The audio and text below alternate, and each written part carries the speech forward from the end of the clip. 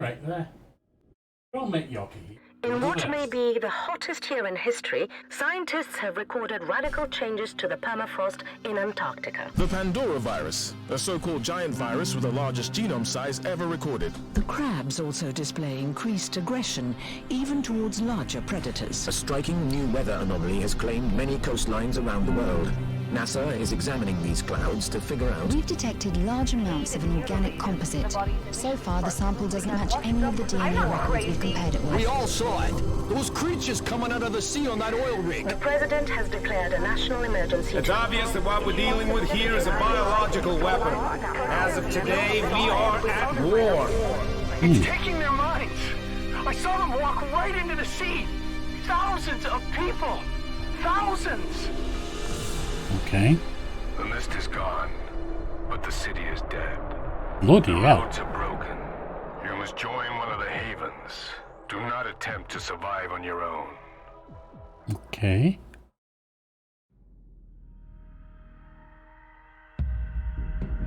Nice intro. Right, new game.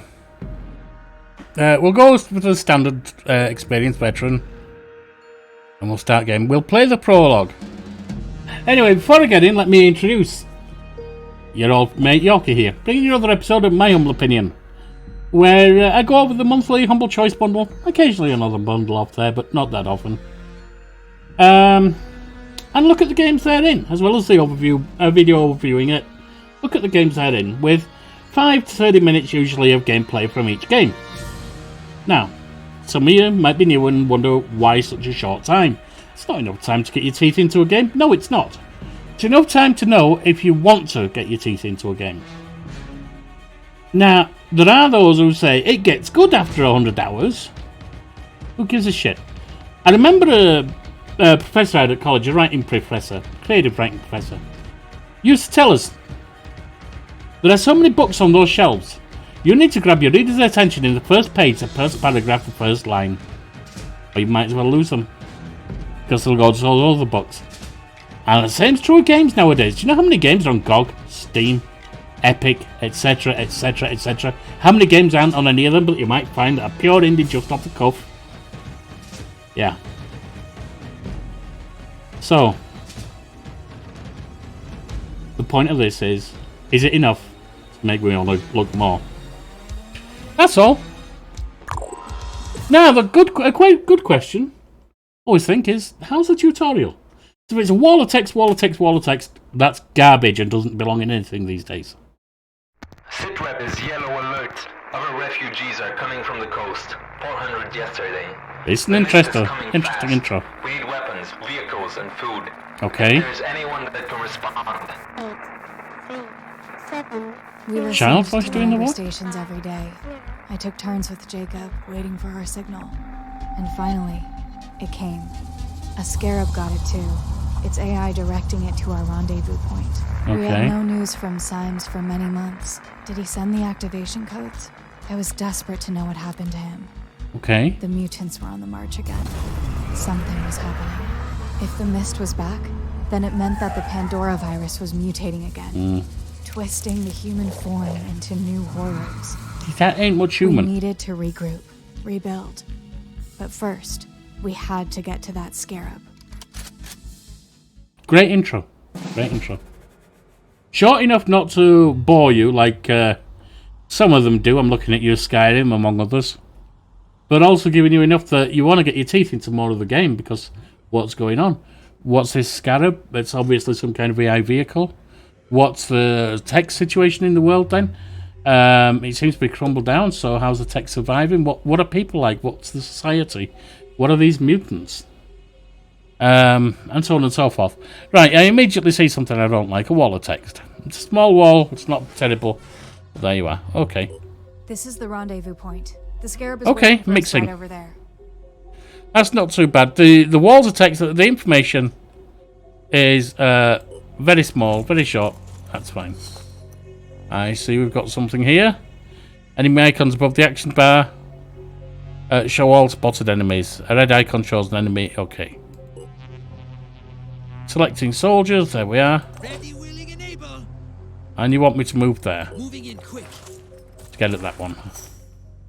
Except I've been stopped because of that. Your enemy, your movement is interrupted if you spot an enemy. This doesn't end your turn, so I can fire. Oh, I can't see him. I can see, well, whatever. Finger on the trigger. Shoot. I like the first person. Maybe that's been done in other games, I don't know. It's not been done in the few squad tactic games I've played, but it might be done in others. End turn, alright. So it is a turn base, that's fine. He's coming in to attack. Ouch, 45 damage and -1 armor. Ouch. Right, now she can attack. Free aim shooting. When shooting, you can enter free aim mode for more precise targeting. Alright. In free aim mode, you shoot the soldiers from the soldier's point of view. The outer blue circle shows where all shots will land. The more accurate the weapon, the smaller the circle. Shooting at different body parts can disable them, denying the enemy some abilities. Move the crosshair, move the mouse, zoom in and out. Alright, cool. And exit free aim. So I can shoot the pincer, which, why would I do that? I'm guessing that's... I'm guessing that's 50 blocked by armor or something. Agile leg, nothing blocked by armor. That would decrease its speed. That's phrasing awkwardly. The agile leg increases its speed, so if you disable it, it would decrease. But the way it reads, it almost sounds like the shot would increase it. Disabled, bleeding 10, willpower -1, max hits -20. And we're down. Now that you know the basics of movement and shooting, it's time to finish the mission. Be on the lookout for hostiles. This Okay. must be the Scarab. It's seen better days, but it will have to do. Jump inside. Vehicles are a special type of unit that can transport Phoenix operatives. To enter the vehicle, move the soldier to the entry marker next to it and confirm boarding.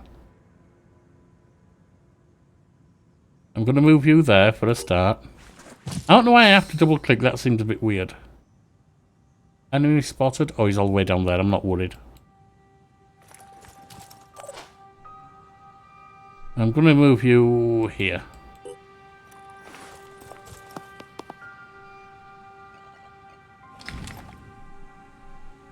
Only just see it. Or just shoot. Ooh, we got some damage done. Reactive soldier out of action points. End turn, yes. There's an Arthron.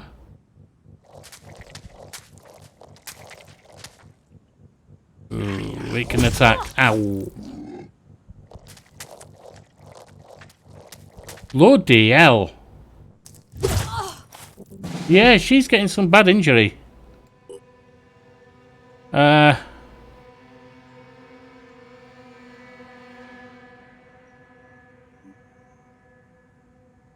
Hope I can find cover. Not so much cover, but we're at least making them move towards us. Re-aim. Head. You're done.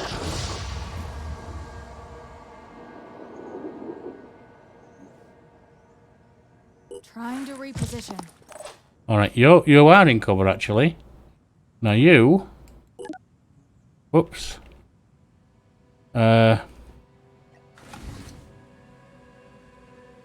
Re-aim. Go for that head. Got it despite the armor. Now let's move down here.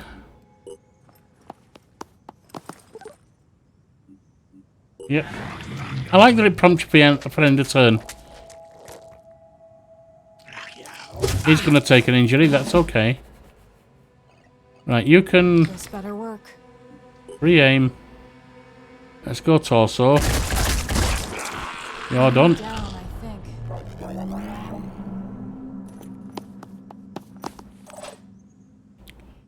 Now let's get you in there.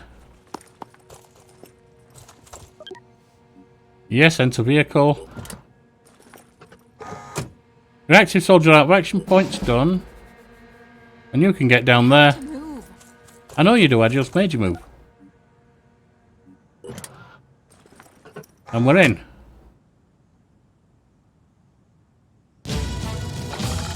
Mission complete. At the end of the mission it tells you injuries and so on.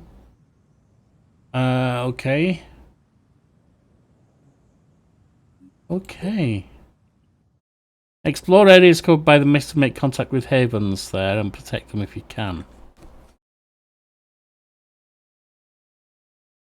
I wonder if you build up your havens.